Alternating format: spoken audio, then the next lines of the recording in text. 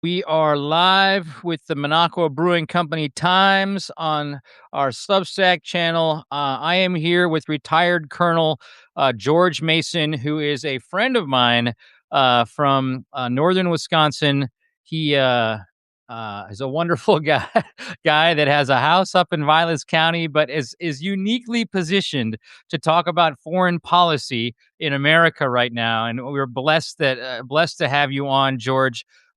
First of all, can you introduce yourself? We've got a ton of people who just joined our conversation. I see this live chat happening here.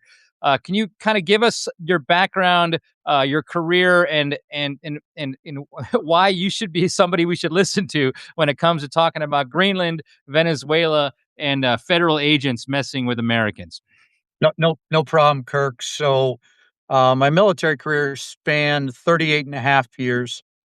I enlisted in 1982 and as an E1 and retired in 2021 as an O6. Some of my assignments, uh, when I was much younger and more fit. Uh, and then as a foreign area officer, strategist in the Pentagon, and my last three assignments with the Army, which will I think link people into why I know what I know, was when Putin came across the border into Ukraine in 2014. I was the director, chief of mobilization and reserve affairs with U.S. Army Europe. Um, and so my job there was to access reserve component National Guard forces to get them over to realize the vision of turning 3,000 soldiers permanently stationed there, combat arms, and make it look like we had 30,000. Uh, my follow-on assignment after that was as the J30 Chief of Global Force Management for both U.S. Northern Command and NORAD. Um, and so my time at NORAD was fascinating to me as an Army officer, but as a missile defense officer, air defense artillery officer, I was plugged into kind of everything that we're seeing right now in terms of the whys of Greenland and the Arctic. In terms of education, Kirk, master's degree in international security and civil military affairs through the Naval Postgraduate School, which is the Foreign Area Officer School. Used to be, it's not any longer, for the military. And then as well, I did a national security fellowship at MIT with the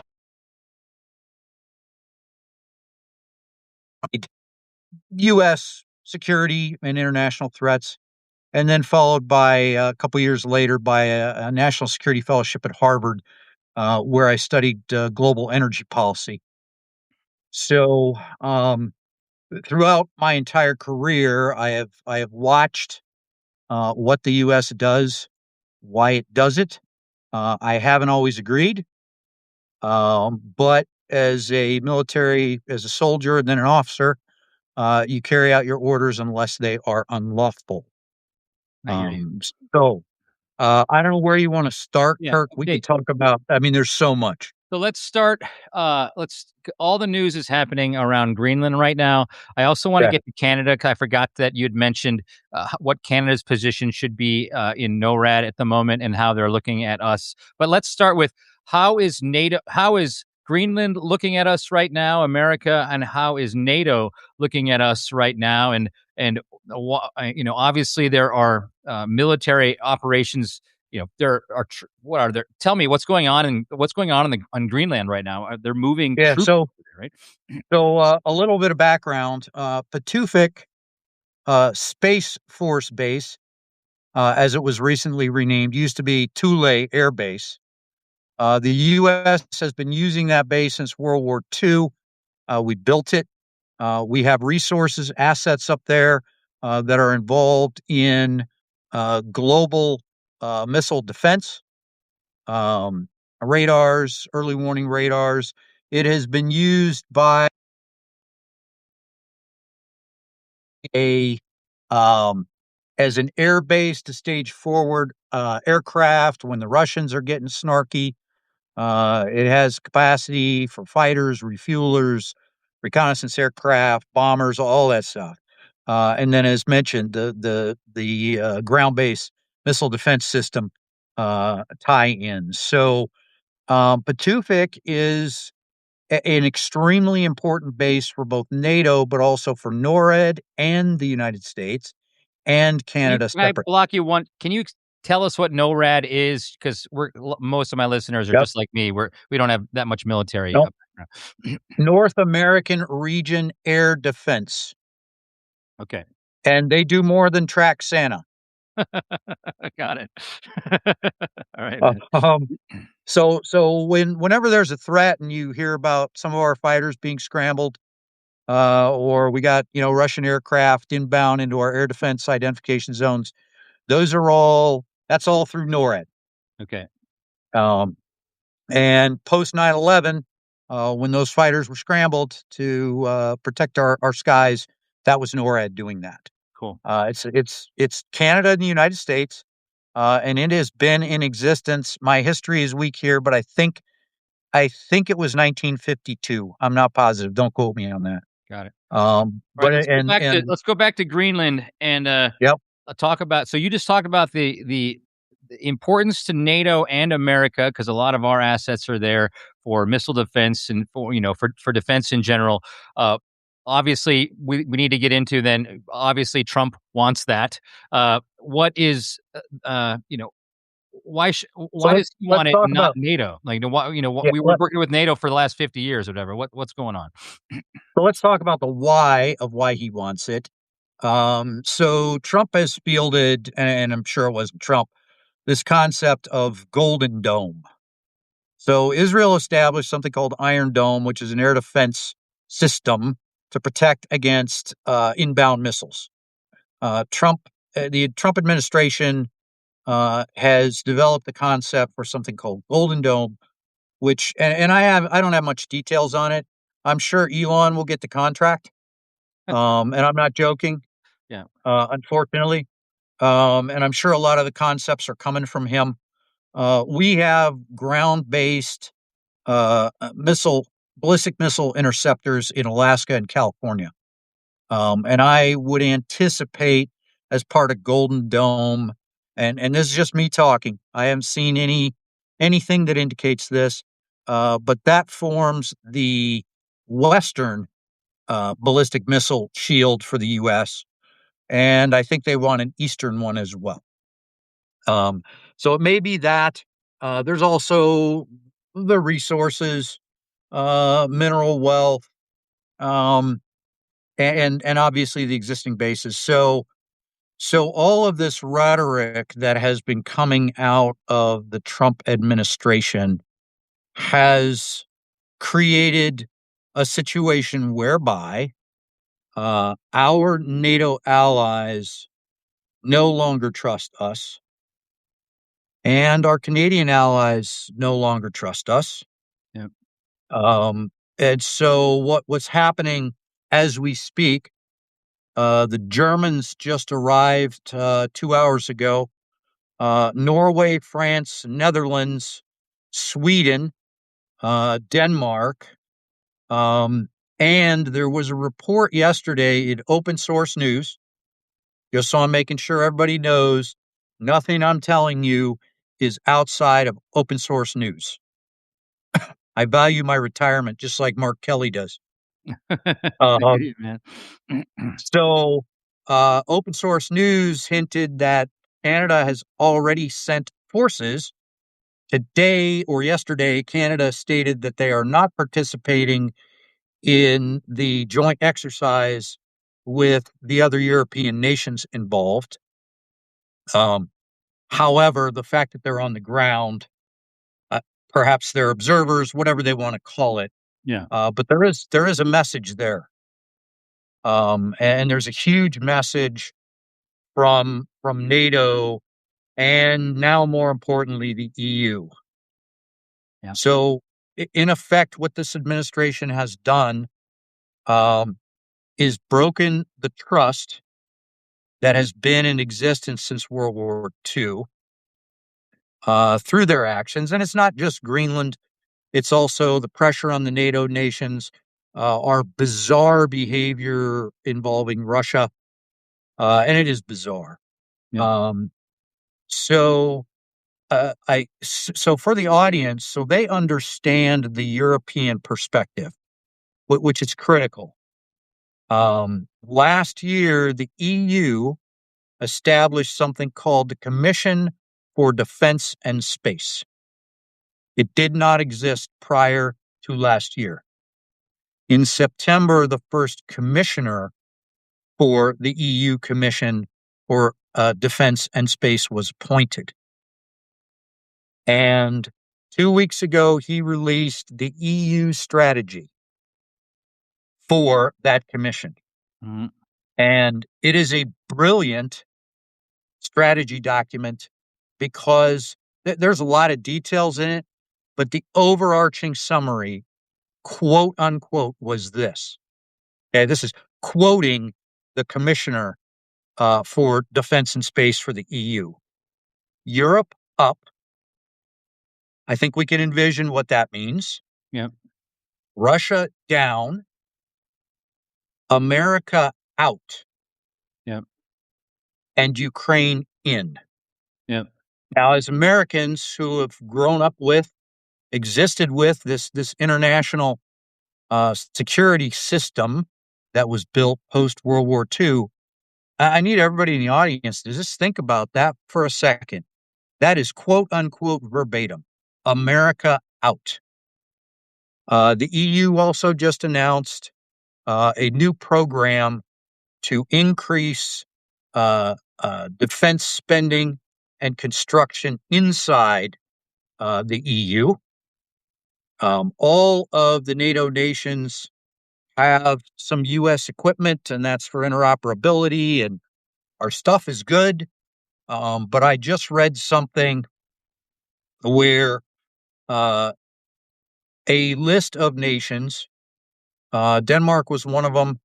There was some discussion about Canada potentially are going to start shifting away from the F-35 purchases that they have all made and shifting towards the European Griffin fighter.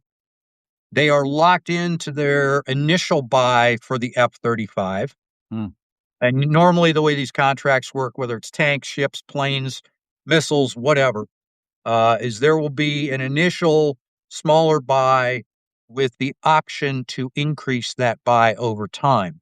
Got it. U.S. defense manufacturers count on that. Yep. But I think what's going to happen here, and I just read the commission's um, military construction industrialization priorities, and they will be shifting away from U.S. equipment. Got it. All right, George. That's I want to move on to a couple other topics. We got about a half hour here. Um, Obviously, uh, I don't really care if our defense manufacturers are getting paid by Europe, but you know that they have enough pull with Trump and the Republicans that they'll backfill some of that some of those sales within our own defense. So we got kind of the lay of the land in Greenland. Let's move to Venezuela. You know, obviously Trump attacked them. He said it himself for their oil. There's no narco terrorism coming to America from Venezuela. What are the ramifications from a military perspective of, to me, it's illegal, but kind of give me your thoughts. You've been in these operations before, probably. What are these folks in the military thinking when they're being told to go in and take out a president of a foreign country? Also, and I don't know this for sure, but I suspect the lead for that the snatch and grab operation for Maduro was probably planned entirely by U.S. Special Operations Command with uh, U.S. Southern Command in support, and then the individual services providing, the needs, and obviously the Pentagon as well, the J5, the J3 plans and operations. But SOCOM was the lead because it was a snatch and grab. Yep. Those helicopters that you saw were CH-53s from the SOAR Squadron, Special Ops. Um, so, uh, from a military perspective, Venezuela is not a threat to us. It was quite obvious that their air defense system was vulnerable, and our suppression of enemy air defense, it's called SEED, was completely and utterly effective. The strange thing that I noticed was I didn't see any small arms anti-aircraft fire or air defense artillery anti-aircraft fire, which was suspicious. I'm not an Elvis conspiracy theorist, but that was very odd to me not to see that, not to see tracer rounds going up in the sky from those smaller facilities. They quickly took out the Buck missile systems and the larger one. We also didn't see, or I didn't see in the footage, a single man portable air defense missile, the shoulder fired SA-7s that they have used. So that was strange, but there's no threat there. The operation was completed. Yep. Let's talk about the situation on the ground now, Yep. if we can. Yep. Okay, so we take out Maduro. Rodriguez steps up, and she is trying to walk a razor blade. Behind her is a gentleman by the name of Cabello. And if you thought Maduro was bad, this guy is walking evil on the planet. Mm. He is the Minister of the Interior. And then you've got Padrino, who's the Minister of Defense, another Chavez era hardliner. Cabello, definitely. Cabello also runs the Secret Service intelligence community.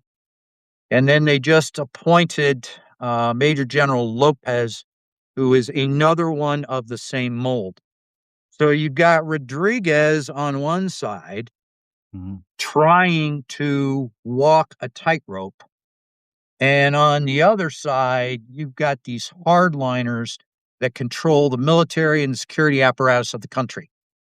Now, the Trump administration deliberately left Rodriguez in place because I think they thought she was enough of a pragmatist to deal with this. Mhm. So Venezuela has not had regime change. Yeah. They lost their president. Yeah. Um, Nothing else really has changed significantly. They're releasing some prisoners, but that's just here. How does That's this Donald. Yeah. So how does this affect, global relations between us and Latin America, and us and Europe again? We Are we going to take over Venezuela? Are we going to do regime change? And how does that affect? How does everybody see us after this? So there's a couple major concerns, and that is we continue to maintain a naval blockade off the coast of Venezuela. China, Venezuela sends 80% of their sour crude to China. Hmm. China wants that oil. There will be tankers coming to get it. Wow. And I believe what is most likely is that those tankers will be escorted by PLA Navy ships. China's transitioning to a blue water fleet, and this gives them an excuse to do so. That's something we have to watch. Same thing for Russia. Venezuela sends Russia and has contracts with Russia oil. Hmm. And we're going to see our two adversaries, if you will, with warships in what we are now calling our sea. Hmm. Um, so there's a problem there, possibility for mistakes. Yep. Both of those nations also have submarines. So there's that. In terms of Europe and just the world, uh, we just violated the UN Charter. Yeah. Okay, so and the European nations and the smaller nations around the world are not about that. Yeah. So there are a lot of people globally that are saying there's no difference between Putin and Russia and Trump and America. And now, while we're banging the drum about Greenland, it amplifies that signal even more. And here's some long term risks. We count on a lot of people to vote with us in both the UN General Assembly and the Security Council. Yeah. Okay. People are going to stop voting with us, which reduces our influence globally. Yeah. Let's talk about trade for a second. Okay. I overheard Trump yesterday saying that he did not care. I don't really care, quote unquote, about the trade agreement between Canada, the US, Mexico, and I think Bahamas is in there as well. Mm. I don't care. Um, and with the alienation of Canada, and now both through NATO and potentially NORAD, I think what we're going to see is we're going to see the nations that we engage with closest quietly walk away. I view the NATO treaty and most likely the NORAD treaty as dead men walking. Yeah. And I also think our trade agreement is a dead man walking. Yeah. Canada and Mexico had a meeting, I think it was 3 months ago. We were not invited. Yeah. Europe's doing this joint exercise. We are not invited. Yeah. We will be invited less and less, and they're all going to be very polite about it. They're just going to slowly withdraw. No, we're not going to extend this agreement. We're actually not going to do a second buy Yeah. for Abrams tanks for European nations. Yeah. Now, so one thing that may come out of all that that is beneficial is we have turned into, or we're turning into, a corporate state, a true fascist state in the model of Italy. Yeah. Um, those businesses, corporations, business leaders are going to feel hurt. Yeah.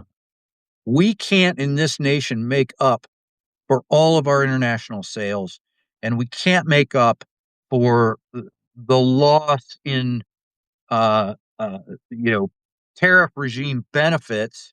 I'm Yeah. saying low ones with our trading partners. Yeah. Um, so overall, what this does is it destabilizes the global security regime, Yeah. and it makes America less safe. Yeah. The old saying, it really sucks to go to war with allies, but it really, really sucks to go to war without them. Yeah. I hear you. I hear you. Okay, so we talked about Greenland, we talked about Canada. We're a pariah among the world, except for Russia at the moment. It sounds like we're looking a lot more like Putin every day. Let's move let's move to domestic affairs. Um, you're seeing what's happening, right close to us in Minnesota. Uh,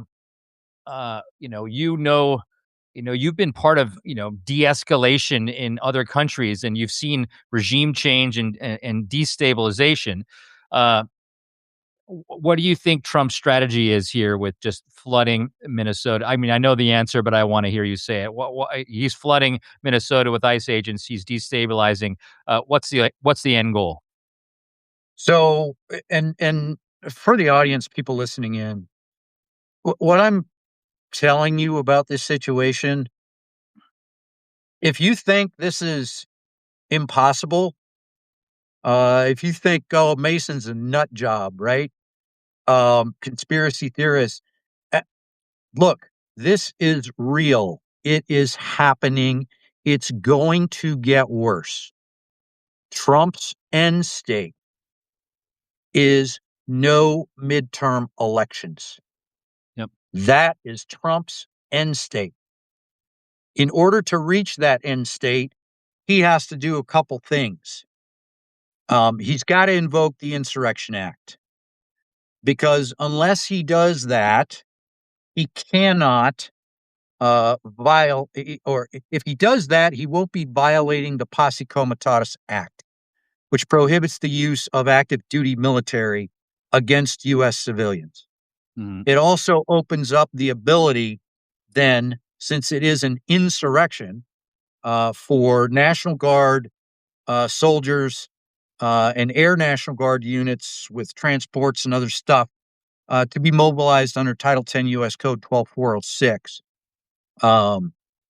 So that's his end state. He has been and continues to try to manufacture a reason to be able to invoke the Insurrection Act.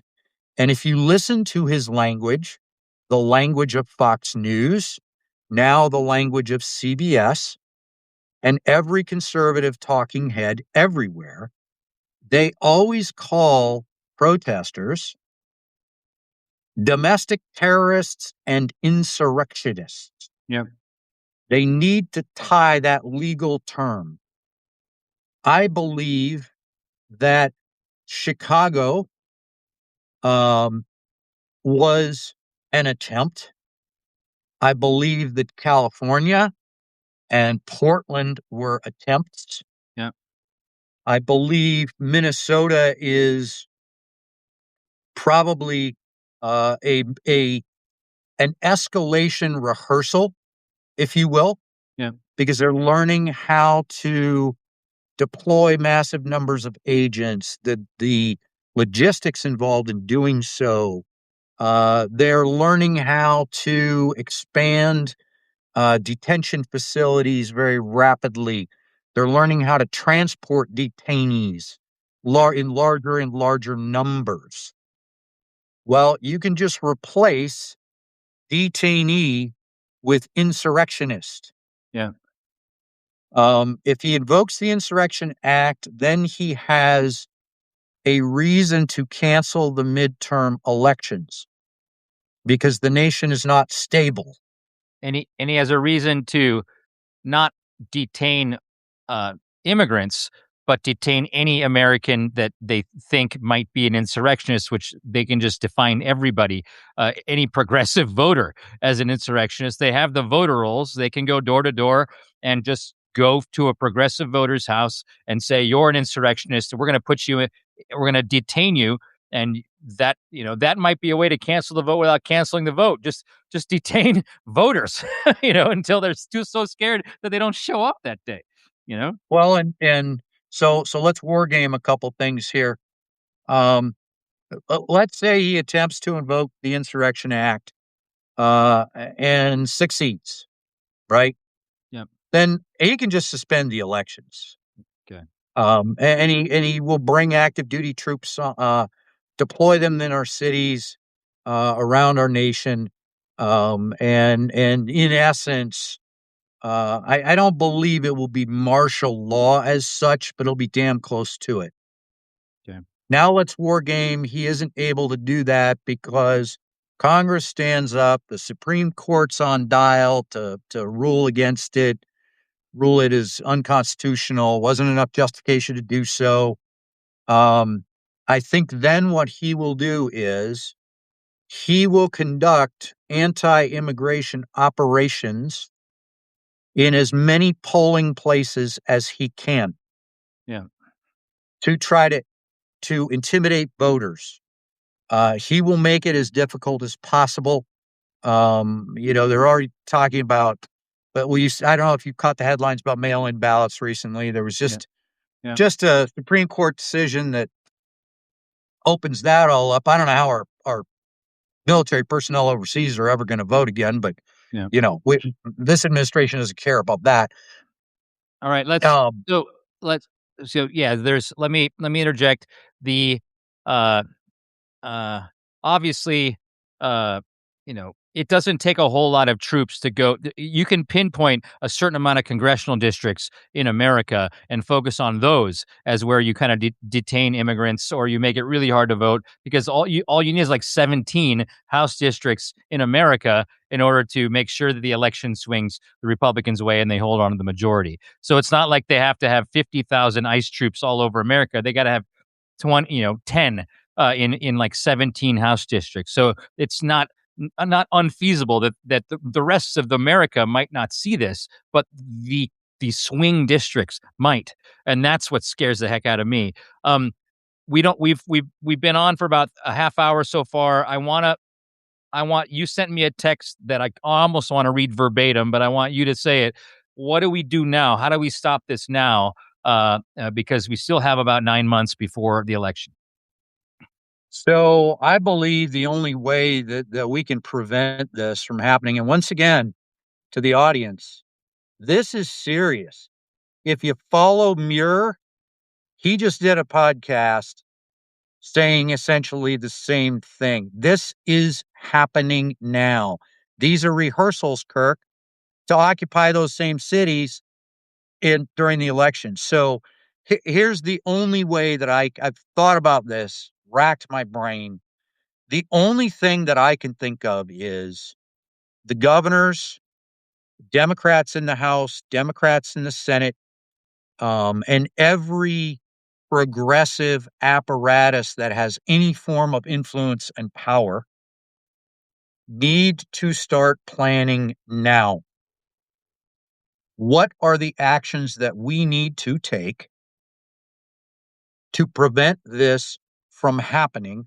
And I know they're already talking because there's 4 governors that have been working on trying to tamp down the violence from the protesters in order to not give Trump the excuse, right? Yeah. So those communication networks are all there.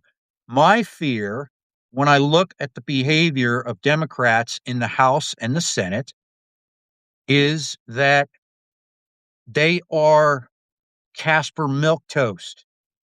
They are not decisive. They seem to lack intestinal fortitude when it's needed, and many of them, I think, do not understand the current threat. Yeah. I was listening to a Harvard seminar right after Trump got elected, and I heard one of the Harvard professors say, "Well, maybe it won't be so bad this time." And I thought to myself, I don't know what world you live in, but we have Democratic politicians who are appeasers, Yeah. and we Um, can't have any appeasers now. so so yes, we need to it sounds like we need to coordinate more. We can't have our politicians, not taking this seriously. But it's January right now. We just the Democrats, unfortunately, refunded government after they didn't get their demands, which was to get our the Medicaid numbers, from being reduced. They gave that away, but we're refacing that again in January. To me, the only way to stop this is to not fund the government until there are some sort of restrictions put on ice. To not let them grow any further, to not let them operate in the same way they're operating. What do you agree with that? And what should be some of these restrictions if you think that's Yeah, so absolutely. So when that continuing resolution expires on the 30th of January, what has not been funded to date, there's a laundry list, but DHS has not been funded beyond 30 January. Democrats in both the Department of House and the Homeland Senate, Security? DHS is Department of correct. Homeland Security. Yeah, Department of Homeland Security. Sorry, that's the whole military thing, Kirk. and I could talk all day in acronyms, but so uh, funding. Let's talk about CBP first, which is Customs and Border Patrol, yeah, who are some of the worst offenders out there in terms of violation of U.S. constitutional rights and U.S. code.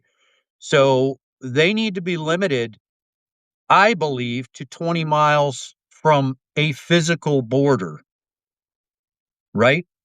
So they are only funded for operations within that zone, apart from the airports where the customs people are, stamping your little sheet or whatever. yeah, But those operations, and they are only funded for a limited number of agents, enough to cover the zone. yeah, No more than 20 miles. Right now it's 100, which allows them to operate with impunity within 100 miles of any international border. Some of our interior waterways are international borders. Yeah, yeah, Okay, let's talk about ICE, Immigration and Customs Enforcement.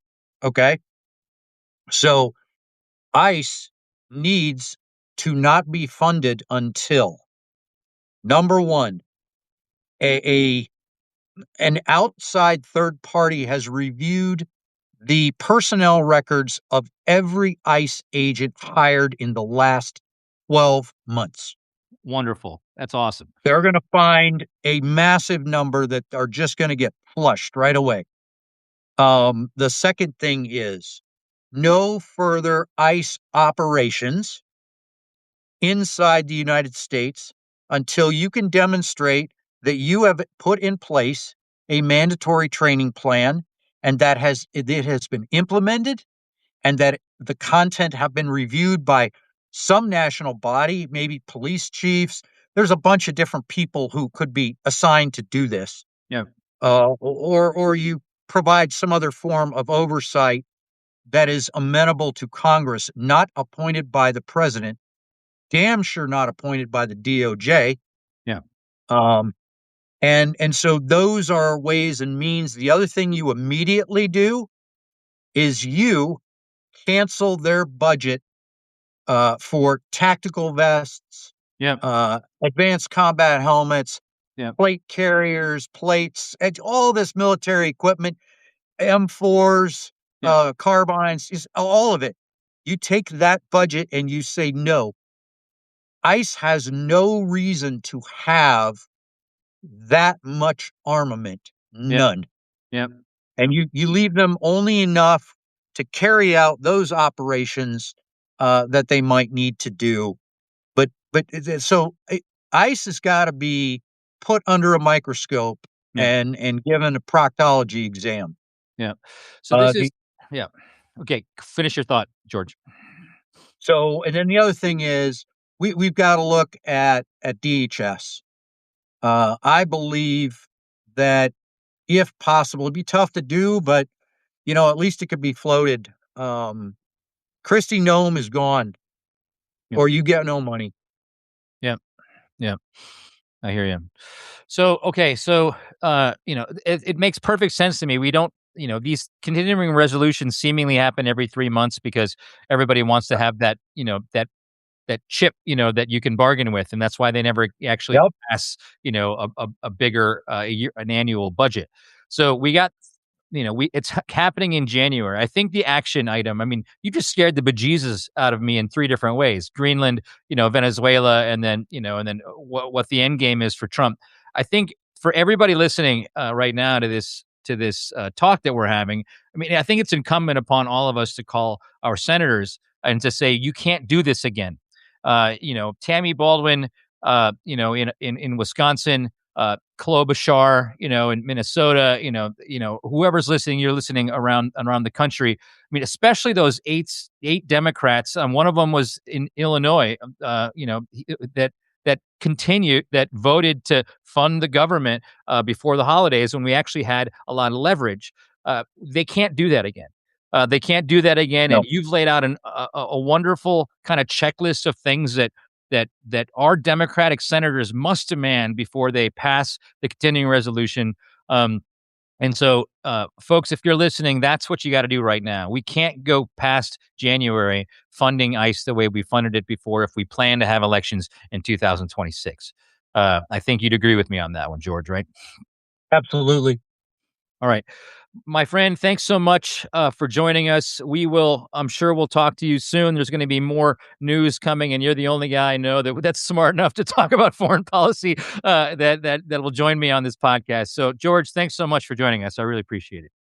All right, brother. Be well to you and yours. All right. Stay safe. Take care. All right. Oh, hey, Kirk, one thing. Yeah. One last request. Yeah. I got a plug. I was up in Minneapolis on Saturday. My Yeah. girlfriend and I were delivering diapers, wipes, clothing, kids' toys, and stuff for the immigrants who can't leave their houses. So there is a an organization up there, and Kirk, I'm going to send you the name of it. Yeah. And if you can blast that to the world, Yeah. they need help. I got you. That's a great way that we can help. All right, man. Appreciate it. I'll blast it. I All right. promise. All right. Bye See now. you later.